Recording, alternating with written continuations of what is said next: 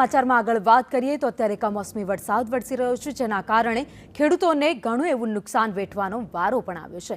પાક નુકસાની અંગે કેબિનેટ મંત્રીએ નિવેદન આપ્યું છે।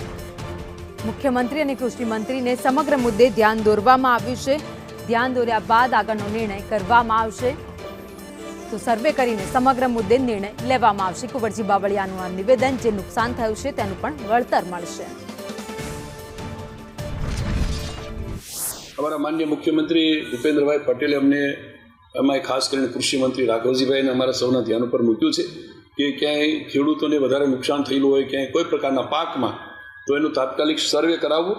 अत्यारे हजी वरसादनी सीजन चालू, मावठानी सीजन चालू छे। मावठुं पूरुं थतानी साथे तात्कालिक सर्वे करावी लेवुं अने जे प्रकारना पाकोमां जे नुकसान थयुं छे એને વળતર આપવા માટેનું પણ માનનીય મુખ્યમંત્રી આદરણીય ભૂપેન્દ્રભાઈ અમારા કૃષિ મંત્રી રાઘવજીભાઈને સૂચના આપી છે અને એ પ્રમાણે કોઈ ખેડૂતોએ ચિંતા કરવાનો વિષય નથી।